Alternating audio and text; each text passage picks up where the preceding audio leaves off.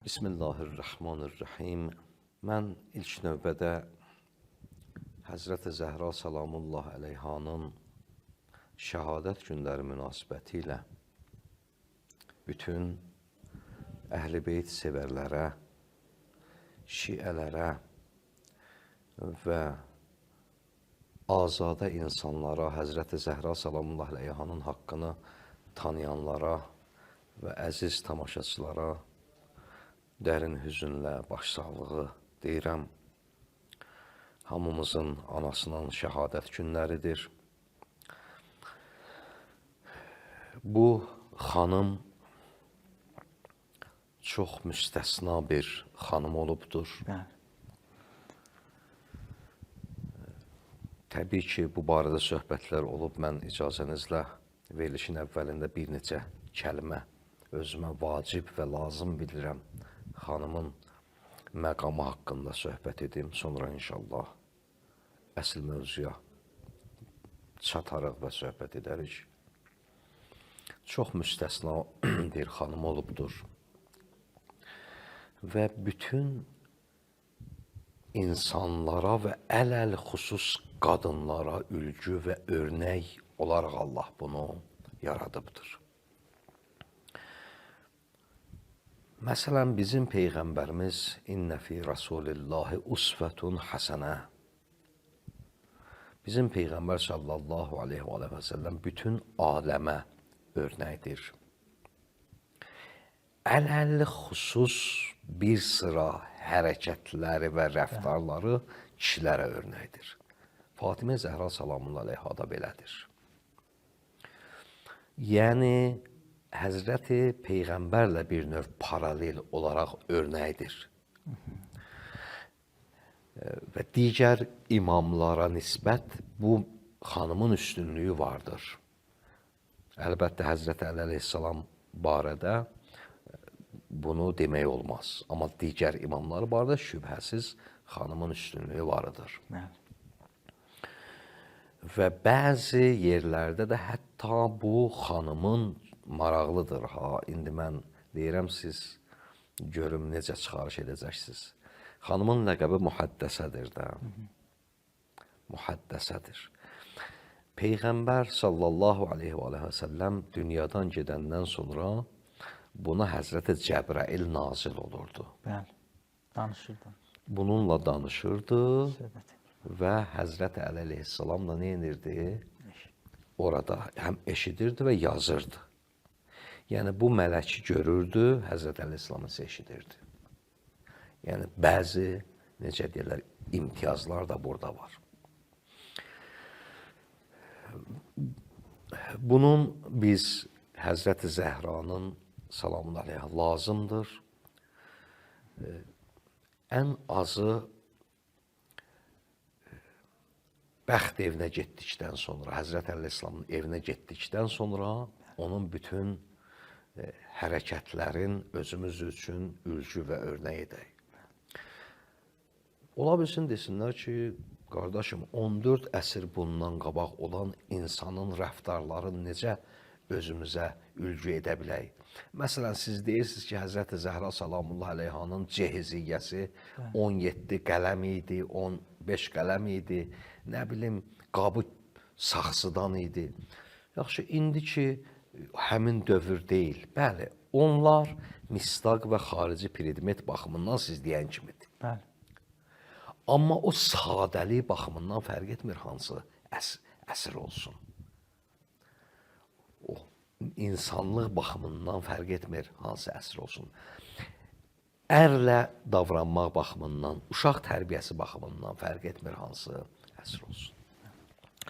Mən bir hədis deyirəm ki, bu hədis onu göstərir ki, Həzrəti Zəhra salamullah aleyhanın həyatı və rəftarı, hərəkəti və danışığı, dedikləri nəinki təkcə bizim üçün, digər imamlar üçün də örnək və höccətdir. İmam Həsən Əskəri əleyhissalam buyurur, salamullah aleyh, nəhnu Hucacullahi aleykum və cəddətuna Fatimətu hüccətun aleyna. Biz imamlar, siz cəmaata höccəti yerinə, yəni bizim sözümüz qəbul edilməlidir, dəlildir və bizim bütün rəftarlarımız da örnəkdir, höccət bu deməkdir. Amma cəddətuna Fatimətu hüccətun aleyna. Bizim nənəmiz Fatimə salamun aleyha bizə höccətdir, onun sözü bizim üçün qəbuldur, onun rəftarları bizim üçün örnəkdir. Çoxlu bu şəxsin barəsində Qur'an-ı Kərimdə ayə vardır. Bəziləri 30, bəziləri deyir 60, bəziləri hətta 100-dən yuxarı sayılır. Bəzi ayələr məşhurdur, Təthir ayəsi kimi, Kavsər surəsi kimi, Məvəddət ayəsi kimi, Mübahilə ayəsi kimi ki bunlar və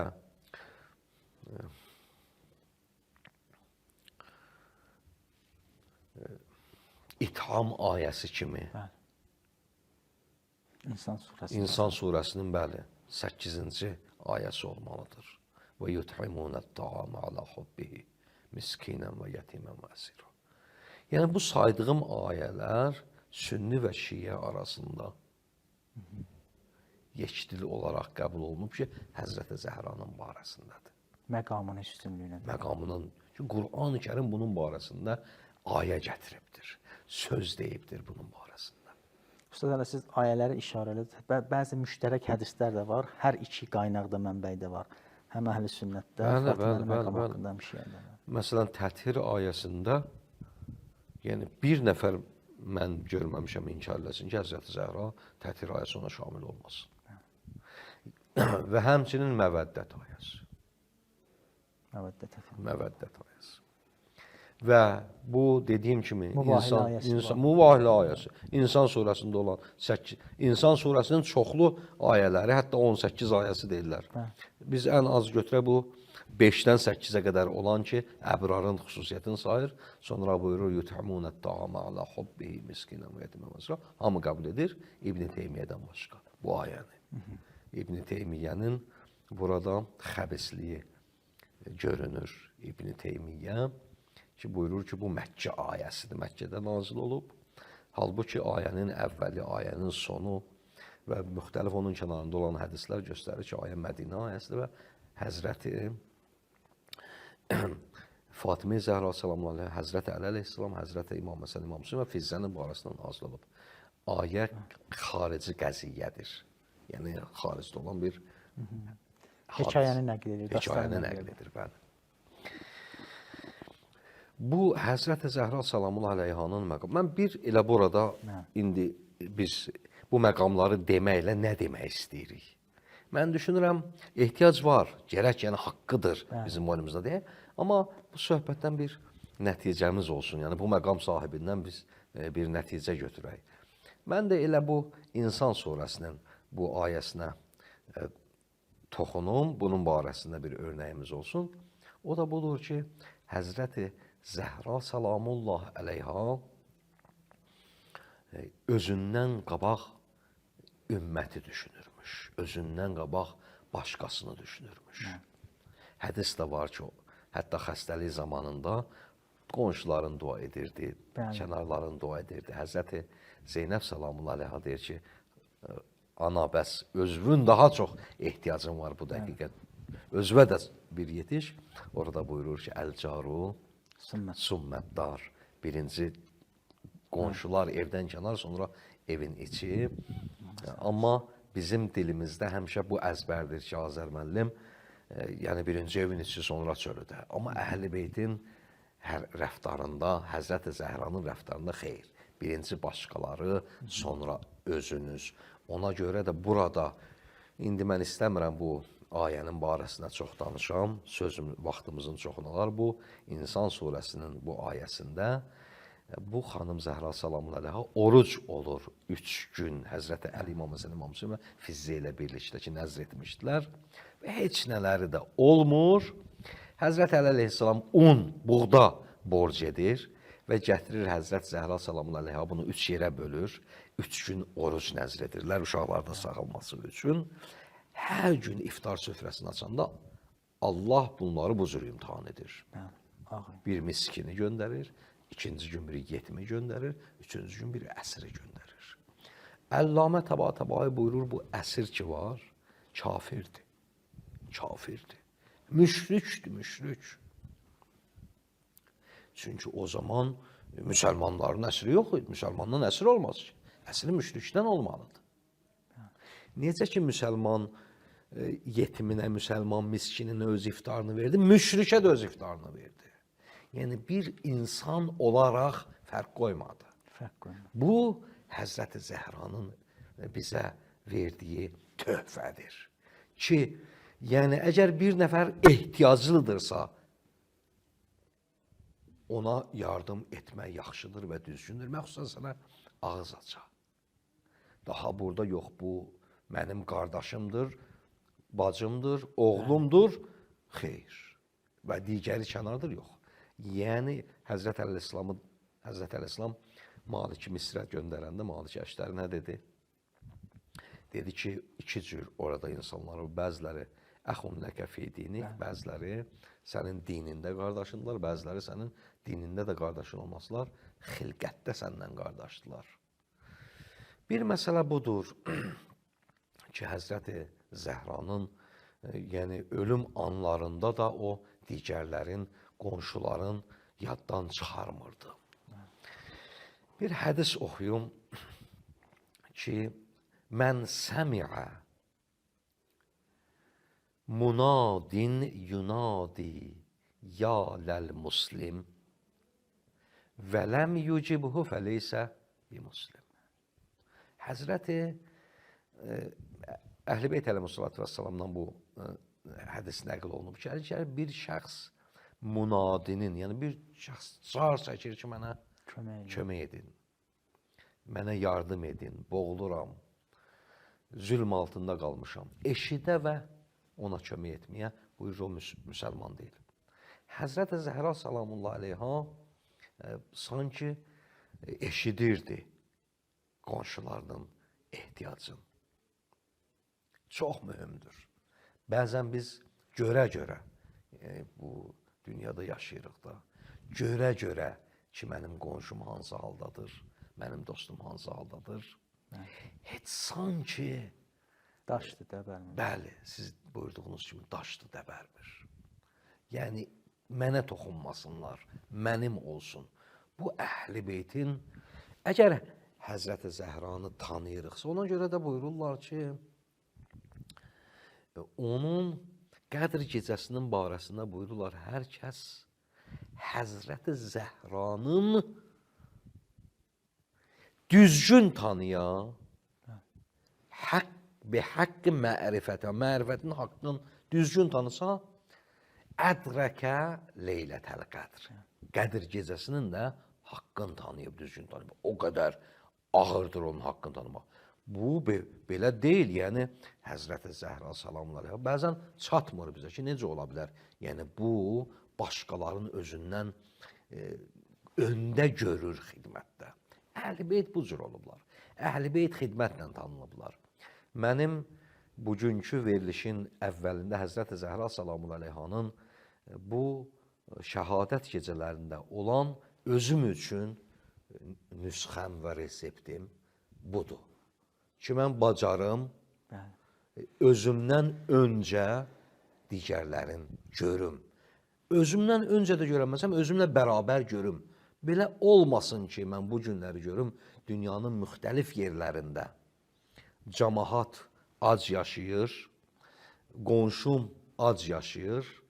Mən ən azı o hazırı rahat yeyəm. Bəzən, baxın Azər müəllim necədir, bəzən mən kəsirəm özümdən verirəm və yaxud əlavəmdən verirəm, elə deyil. Bəzən onu vermirəm. Amma hər halda bu istifadə edəndə bir yad olur da insana, yad olur. Ən azı bu qədər insan necə olmalıdır? Təsirlənməlidir əgər bu insandırsa. Həzrəti Zəhra salamullah aleyhanın qəbri barədə bir kəlmə demək istəyirəm. Həzrəti Zəhranın qəbri məlum deyil. Onu əhl-i sünnə örtür. Deyir, yox, bu hadisələr olmayıb filan. Mən o hadisələrdən çox danışmaq istəmirəm. Amma mən bir sual verirəm ki, nə üçün Həzrətin qəbri? Bu, belə bir şəxsiyyət, Peyğəmbərin qəbri ki, gizli qalmadı və bizim imamların qəbirləri hamısı, Mədinədə də şəhid olanların bu dəqiqə qəbirləri müəyyəndir Bəqi qəbristanlığında və digər imamlar ki, yəni hətta mən istəyirəm deyəm ki, Səudi Ərəbistanda olanlar, yəni bu vəhabilər çünki o kök salıblar o zaman orada, nə üçün Həzrəti Zəhranın qəbri? Yəni bununla ki, bizim Əhl-i Beytin qəbrin Bəqi qəbristanlığında məqbərələrini dağıtdılar, amma yenə də nişanələri oradadır. Nə üçün Həzrəti Zəhra salamullah əleyhanın qəbri gizli qalıb? Bu bir dənə sualdır və onlar ki, əgər cavab versələr sizə, cavab versələr əhl-i sünnə mümkündür, cavab versin ki, yox, Bəqi qəbristanlığında onun yeri var, sənəd istəyin ondan və sizə sənədin və yerin göstərsinlər ki, hardadır. Bəs belə bir ziyarətdə Həzrəti Əli əleyhissalam ki, Peyğəmbərə deyir, ya Allahın Rəsulu, məndən sənə salam olsun, qızın ki, sənin ficəvarik, sənin kənarındadır, ondan məqsəd... Bəli, niyə? Ficəvarik, çünki şübhəsiz Həzrəti bu qədər məlumdur ki, Mədinədədir. O civardan birin bəziləri bu cür istifadə edir ki, Peyğəmbərin, məsələn, yanında dəfn olunubdur. Bəziləri buyurur, öz evindədir, bəziləri buyurur, bəziləri, yəni tarixi məlumatlar Bəqidədir. Yəni bu üçündən birindədir ehtimal. Ya da ki, üçündən birində deyil, Mədinədə, civar, yəni burada sənin kənarındadır, yəni Mədinədədir. Bu o deməkdir. Amma mümkündür da elə civardan məqsədlə həmin qəbrin kənarı, o mənbə, Peyğəmbərin mənbərinin qəbrinin kənarı olsun. Amma dəqiq ki, deyil. Amma tarixdə bir şey qətidir ki, özü vəsət edir ki, məni gecə ilə dəfn elə. Gecə qusul Normal halda gecə ilə niyə dəfn eləyərlər, gündüz dəfn olunur? Maraqlıdır. Mən bir məsələni də burada Azər müəllim çox qısa toxunum keçin. Baxmayaraq ki, üstündə söhbət eləmək olar. Yəni, mən vəzifə bilirəm buna. Eşitdik ki, Ərəbistan ölkəsi. Ərəbistan ölkəsi bir vəhy, necə deyərlər, məntəqəsidir də. Vəhy məntəqəsidir. Yəni, Məkkə və Mədinə, mənim başqa yerləşim yoxdur. Məkkə və Mədinə bütün müsəlmanlara məxsusdur, elə deyil. Ona görə də heç kəs baxmır, həccinə gedir, ümrəsinə gedir, baxmır oradakılar kimlərdir, dini qəbul edirlər, etmirlər. O qiblədir, yəni bütün müsəlmanların, düzdür, coğrafiya baxımından mümkündür ki, Ərəbistan ora bir sərhəd çəkibdir, amma bütün müsəlmanlarındır və bu son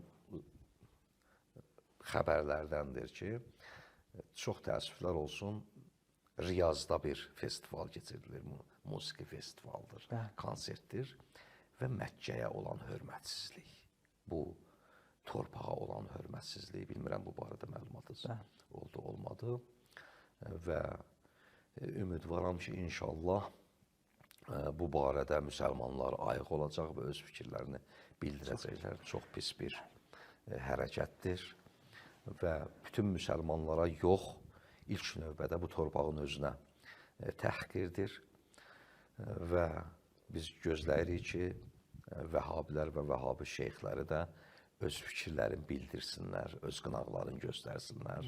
Buna ki, Peyğəmbərin kənarında, Həzrəti Zəhranın kənarında, bunlardan qabaq Beytullah-ül-Hərəmin kənarında və o hərəmin, Kəbənin moketin düzəldib və ətrafında xüsusi yarıçılpaq qadınların təvaf etməsi, Məkkənin pərdəsinin o nurlarla, işıqlarla orada aşağı enməsi bunu göstərir ki, buradan məqsədləri Kəbəni və vəhy torpağını təhqir etməkdir. Çox maraqlıdır bu, kimin hilələridir, nə hilələrdir. İnşallah ki, ümidvaram bütün müsəlmanlar yeşilliklə bu məsələyə öz fikirlərini Allah razı olsun. Təşəkkür